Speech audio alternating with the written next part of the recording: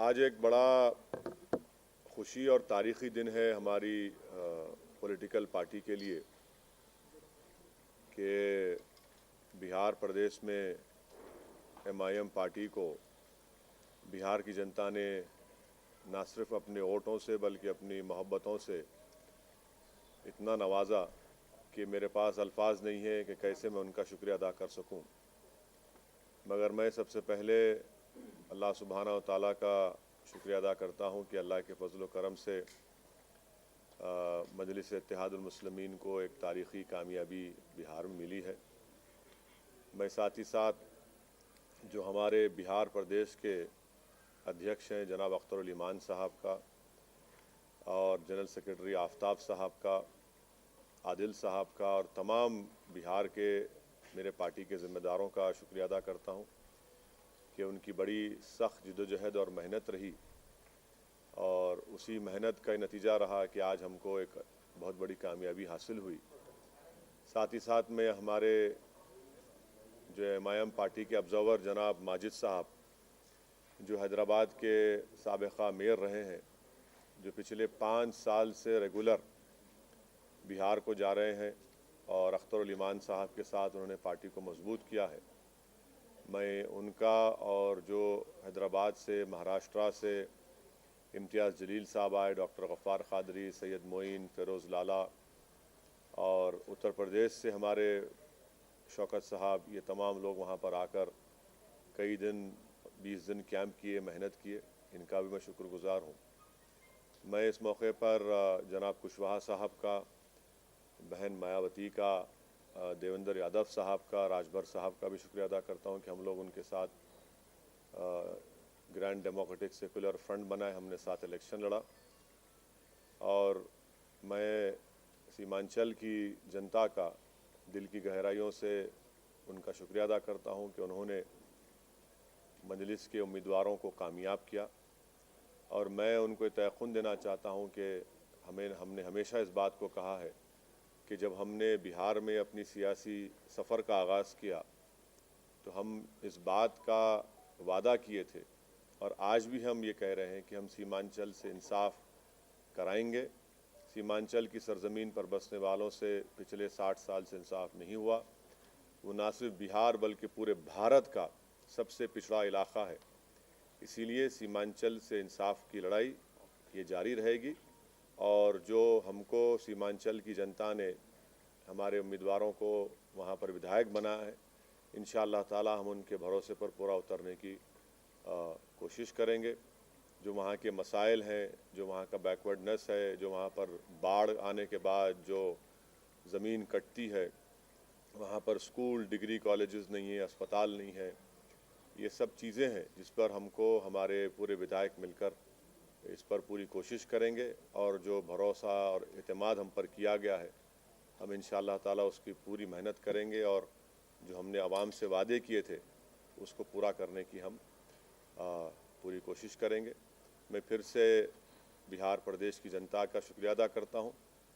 आपने हमको अपनी मोहब्बतों से, अपने आशीर्वाद से, अपने वोटों से नवाजा है। हम 21 कैंडिडेट खड़ा किए थे और उसमें से 5 कामयाब हुए हैं। जहाँ पर हमको कामयाबी नहीं मिली, हम वादा कर रहे हैं कि हम फिर से वहाँ पर जाएंगे। क्यों हमको नाकामी हुई, उसकी क्या वजूहात हैं, उसको हम अपनी कमज़ोरियों को दूर करेंगे और बिहार में हम एक इससे ज़्यादा हम एक बड़ी पॉलिटिकल फोर्स बनने की पूरी कोशिश करेंगे। मैं साथ ही साथ बिहार की जनता का भी शुक्रिया अदा करता हूँ कि उन्होंने इस कोरोना के वायरस के दौरान भी निकल कर अपने वोट का इस्तेमाल किया। ये बड़ा ही उनका बेबाकी का काम था और बड़ा ही बहादुरी से उन्होंने निकल कर अब भारत की जमहूरियत को, बिहार के जमहूरियत को इलेक्शन में हिस्सा लिया। मैं उनका भी शुक्रिया अदा करता हूँ। सर, ये जिससे आपने बिहार पे आमद की थी अपनी, उस सीट को, किशनगंज की सीट को आप हार गए, क्या करोगे? मैंने जैसा कहा अभी कि यकीनन कोई ना कोई कमज़ोरी होगी, ख़ामी होगी जिसकी वजह से हमने वहाँ की आवाम का एतमाद हासिल नहीं कर सके।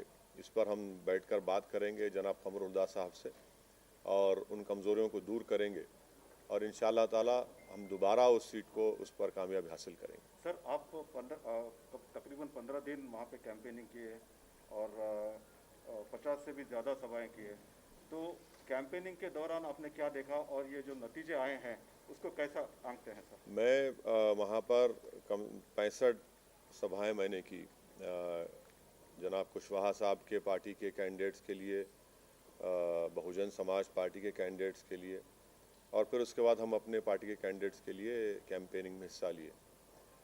तो हमारा तो मकसद ये था कि हम कुशवाहा साहब को अपना चीफ मिनिस्टर कैंडिडेट बनाकर पेश किए थे। हम तो इस डेमोक्रेटिक सेकुलर फ्रंट के लिए हम मेहनत कर रहे थे।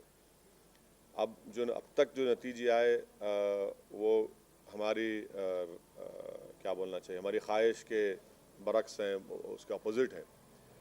अब जो नतीजा है जो भी है, अब तक जितना आया, अभी काउंटिंग चल रही है, ये तो बिहार की जनता का फैसला है और जमहूरियत में आवाम का फैसला जो होता है वो नतीजा वही निकलता है।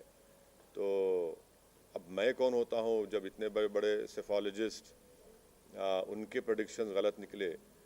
तो असदुद्दीन ओवैसी तो ट्विंकल ट्विंकल लिटिल स्टार है। तो हम तो अपना जो काम करना था हम किए। अब देखिए फाइनल नतीजा जब आता है जब ही कुछ बताया जा सकता है। फाइनल नतीजा अगर ज़रूरत पड़ी तो क्या आरजेडी के साथ जाएंगे सर? देखिए प्रसाद साहब, हमारी लड़ाई जो है सीमांचल के इंसाफ की लड़ाई रही है, और मैंने अभी शुरुआत में ये कहा कि सीमांचल ना सिर्फ बिहार बल्कि भारत का सबसे बैकवर्ड एरिया है, और जितनी पार्टीज़ को उनको सत्ता मिली, इख्तदार मिला, उन्होंने सीमांचल से इंसाफ नहीं किया। मिसाल के तौर पर जितने एजुकेशन इंस्टीट्यूट्स हैं वो या तो पटना, नालंदा या फिर दरभंगा के अतराफ़ में बनाए गए। एम्स लाया गया तो सीमांचल को उससे महरूम कर दिया गया। एक गवर्नमेंट का अस्पताल सीमांचल में नहीं है।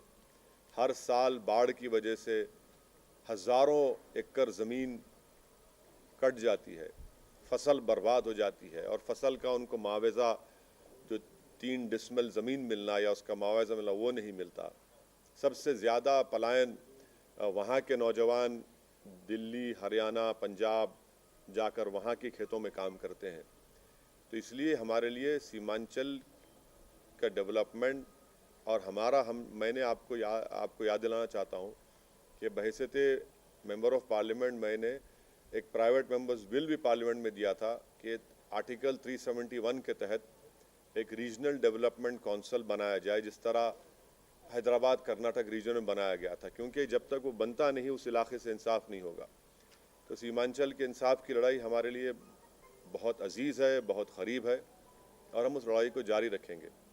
आपके सवाल का जवाब उसी वक्त दिया जा सकता है जब पूरे रिजल्ट सामने आ जाएंगे, किस पार्टी के पास कितने एमएलएस जीते, उसके बाद हम फैसला लेने के मौक़िफ़ में रहेंगे। मगर मैं आपको इतना बताऊंगा कि हमारे जो 5 एमएलएस हैं और हमारे जो बिहार प्रदेश के अध्यक्ष हैं जनाब अख्तर उल इमान साहब, मैं उनसे भी बात करूंगा, उनसे भी हम लोग बात करके उनसे पूछेंगे, उनका मशवरा लेंगे, और उसके बाद जब सामने पूरे नतीजे आएंगे वो देखकर फिर कुछ फैसला लिया जाएगा। अभी अभी अभी अभी अभी इस पर मैं कैसे बताऊंगा?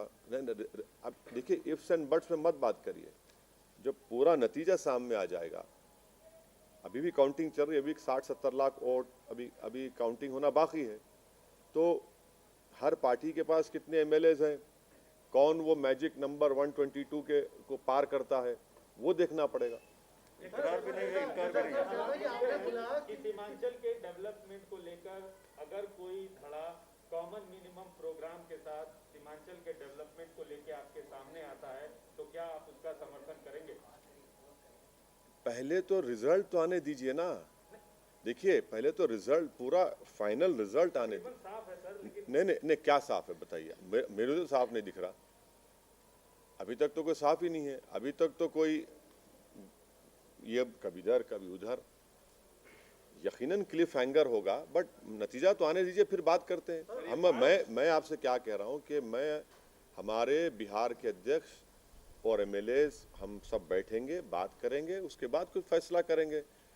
कितना हमको नहीं बोला गया, क्या क्या नहीं बोला गया कि अगर पूरे 5 साल में अगर किसी पॉलिटिशियन को अगर गाली दी गई है तो अगर आप टॉप 3 निकालेंगे तो टॉप 3 में हमारा नंबर आएगा। क्या क्या आपने कुछ बाकी नहीं रहा ना बोलने के लिए। अब तो बी टीम, सी टीम, वोट कटवा, पैसे लेते हैं, फुला करते हैं।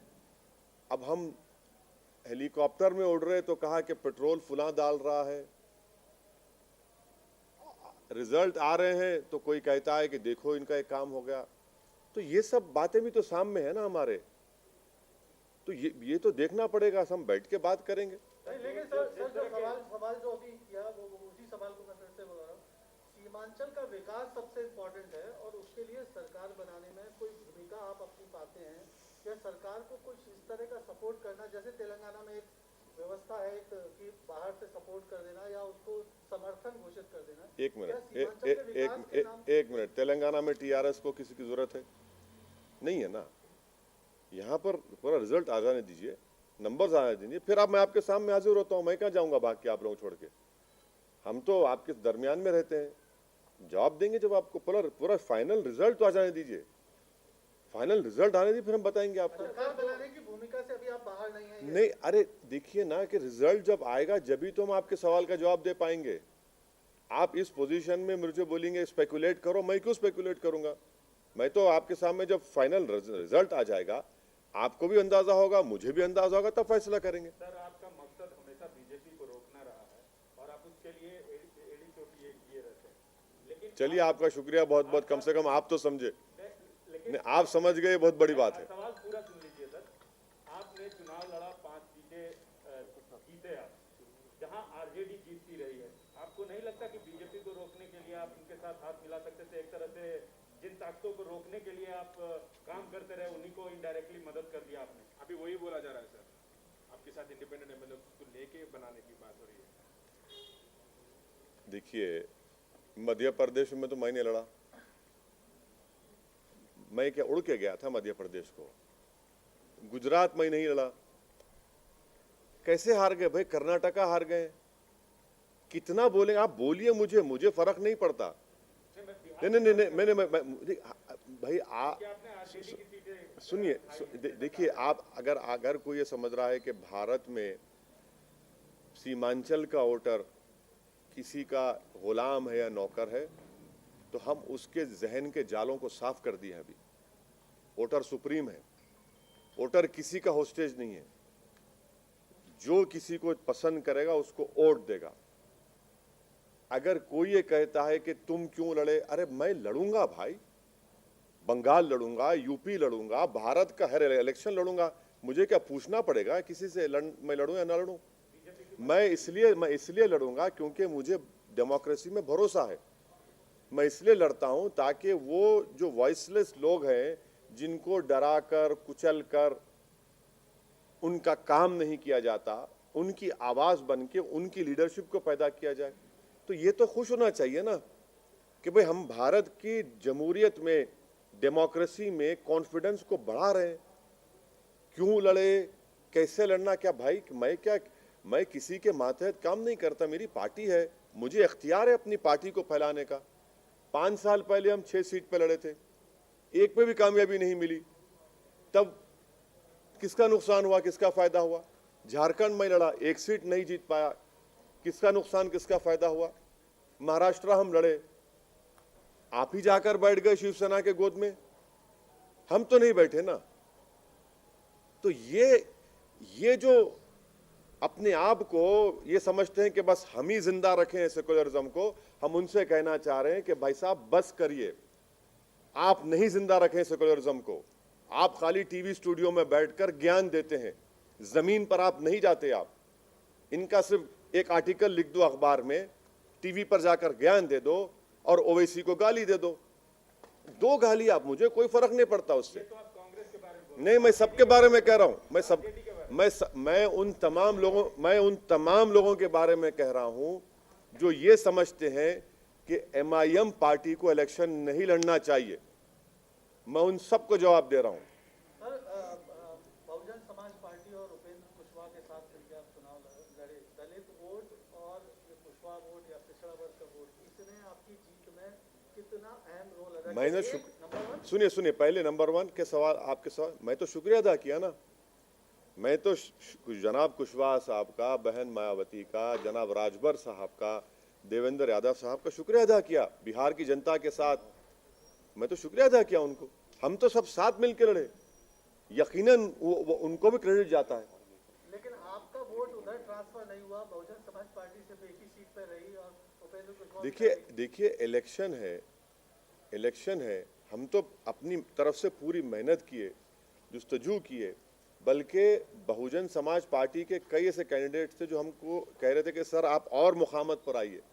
हम नहीं जा सके क्योंकि वो शेड्यूल इतना टाइट था, मगर हम तो कोशिश किए, इखलास के साथ कोशिश किए, पूरी नेक नियति के साथ हम कोशिश किए। 2022 वो में वोट ट्रांसफर नहीं हुआ उत्तर प्रदेश में हाँ बिल्कुल, 2022 2022 में उत्तर प्रदेश में MIM दोबारा चुनाव लड़ेगी। सुनिए, दोबारा चुनाव लड़ेगी। पहले जो कमजोरियां थी हमने थोड़ा उसको दूर किया है, बड़ी ताकत के साथ लड़ेगी। किसके साथ जाएंगे नहीं जाएंगे वो वक्त ही बताएगा, मगर हम तो लड़ेंगे। बंगाल सर, बंगाल हाँ बंगाल भी क्यों? अरे भाई हर जगह लड़ना चाहिए। एक पॉलिटिकल पार्टी, हम के NGO है कि सेमिनार करा के पेपर प्रेजेंट कर दें? पॉलिटिकल पार्टी है, लड़ेंगे, क्यों नहीं लड़ेंगे? लड़ना चाहिए भाई। भारत की जमहूरियत को मजबूत करना है और भारत की जमहूरियत में जो सेक्शन की आवाज नहीं है उस आवाज को पहुंचाना जरूरी है, तो उसमें क्या बुरी बात है? लड़ना चाहिए। जीतेंगे हारेंगे वो तो जनता तय करेगी, अल्लाह बताएगा, मगर लड़ना तो जरूरी है ना। सर आप चाहते हैं कि ये गठबंधन जो बिहार में हुआ और सक्सेसफुल रहा, आपके लिए तो फायदेमंद रहा, यूपी में भी वही आगे? देखिए सही बात तो ये है कि हमारा पहला अलायंस हुआ देवेंद्र यादव साहब की पार्टी से, समाजवादी जनता दल से, और उससे पहले कुशवाहा साहब BSP से अलायंस कर चुके थे राजभर साहब के साथ, हम लोग बाद में गए। तो ये बिहार के इलेक्शन के हद तक हुआ है। यूपी में क्या होगा मैं अभी कैसे बताऊंगा आपको, आपको। सर तेलंगाना में TRS पार्टी बहुत बुरी तरह आ रही है, कहीं खतरे तो बंटी नहीं है सर आने वाले दिनों में? बुरी तरह कहाँ हारी? कहाँ बुरी तरह? 1000 वोट से हारे, 1100 वोट से हारे, रेजर थिन था वो, कोई बात नहीं। कहीं बीजेपी तो दस्तक नहीं दे रही सर हाँ? आपके इलाके में, अगर हाँ? बीजेपी तो दस्तक नहीं दे रही अब। बहुत लोग दस्तक देते, दस्तक देने वाले दस्तक देते। दस्तक देने से क्या होता? जब घनगरज होंगी तो दस्तक बुझ जाती ना, उसमें दस्तक देते। बहुत से लोग दस्तक दे रहे, 50 साल से दस्तक दे रहे, क्या होता? उससे देना चाहिए, कोई बात नहीं। सर आपके घर तेलंगाना में बीजेपी की तादाद बढ़ रही है, 4 सीटें MP की जीती, ये एक हाल ही में आज का जो रिजल्ट है, और आप बाहर चुनाव लड़ रहे हैं, आपको नहीं लग रहा है कि अपने राज्य में आप कमजोर हो रहे हैं? मैं हारा क्या? आपकी सहयोगी सपोर्ट भी तो नहीं, मैं हारा क्या? नहीं, आपका TV9 की बहुत ही बदतमीजी की न्यूज़ थी आपकी। TV9 को अगर चमचागिरी करना रूलिंग पार्टी की तो चमचागिरी करो, मगर हर बार हमारे कंधे पे रख के अपनी मुनाफिकत दिखाने के लिए मत करो। TV9 को जिम्मेदारी से न्यूज़ डालना चाहिए। किसी का गुस्सा आप मेरे पे क्यों निकाल रहे भाई? हारे आप, जीते आप, नहीं आप क्या करें? अरे मेरे से क्या ताल्लुक भाई? नहीं ओवैसी बिहार में चले गए, आपको क्या मालूम मैं क्या कहने करा? तो ये जो है ना, ये बस तलवे चाटने की जो पॉलिसी है वो मत करो प्लीज। सवाल करो, बोल तो मैं, मेरा ताल्लुक भी नहीं उससे, मेरे को मालूम तक भी नहीं। आप न्यूज़ चला दिए, क्या बोलते? नहीं गवर्नमेंट के पास, KCR के पास हमारा नंबर बढ़ जाना। ऐसा नंबर बढ़ाना है तो करो, हमारा ही खंदा मिलाना आपको, मजबूत खंदा है, कमजोर खंदे पे तो खड़े हो तो गिर जाते आप, no problem. Sir Adhir Ranjan Chaudhary कहते हैं कि आपको यूज करके बीजेपी हम आ रहे बंगाल को, आ रहे अब बराबर आएंगे बंगाल को, मुर्शिदाबाद भी जाएंगे, मालदा भी जाएंगे, दिनाजपुर जाएंगे, सब जगह जाएंगे। अधीर रंजन चौधरी क्या ठेका लेके बैठे हुए मुसलमानों का? अधीर रंजन चौधरी को बताना चाहिए कि अपनी कॉन्स्टिट्यूंसी में मुसलमान इतने बुरे हाल में क्यों है। अधीर रंजन चौधरी को बताना चाहिए कि उन्होंने मुसलमानों के लिए क्या किया। अधीर रंजन चौधरी तुम जान लो इस बात को कि वोट हमारा, राज तुम्हारा नहीं चलने वाला है अभी। आप हार रहे। कल तक जब पूरे एग्जिट पोल्स आ रहे थे तो मिठाइयां खा रहे थे आप, फूल बांट रहे थे, आसमान पे उड़ रहे थे, पटाखे फोड़ रहे थे, वो आ गए आ गए आ गए। अरे 70 सीट दी है ना, क्या किया आपने वो तो बता दो। क्या क्या मैंने मैं आपको एक वाकया शेयर कर रहा हूं। जब ये आखिरी दिन का कैंपेन खत्म हुआ 5 तारीख को, तो मेरी मीटिंग थी कोचादामन में। मैं कोचादामन से मीटिंग खत्म करके जा रहा था, तो इस हमारी विक्ट्री में बता रहा हूं आपको, बहुत बड़ा रोल महिलाओं का रहा। मैं अपनी लाइफ में इतनी पब्लिक मीटिंग्स किया हूं, मगर एक एक पब्लिक मीटिंग में इतनी बड़ी तादाद में महिला आते थे कि गैर मामूली, और यकीनन मैं कह रहा हूं कि उनका बहुत बड़ा रोल रहा। जब मैं लास्ट मीटिंग करके जा रहा था तो मेरे को उन महिलाओं ने रोका कि सेल्फी लेना है। बोले बराबर लीजिए, और मैं भी चाह रहा था कि सेल्फी लिए। उसके बाद एक महिला ने मुझसे कहा कि वैसी तुम्हारे बारे में बहुत अनाप शनाप बोल रहे हैं ये लोग, इनको 7 तारीख को हम बताएंगे, और तुम देखना जब वो डब्बा खुलेगा इसका जवाब हम दे देंगे। देख लीजिए आप, बागडोरा एयरपोर्ट पर मैं गया, मेरे को रोककर वहां पे महिलाओं ने कहा कि हम दिल्ली जा रहे हैं मगर वापस आएंगे, बड़ा अनाप शनाप तुम्हारे बारे में कहा है।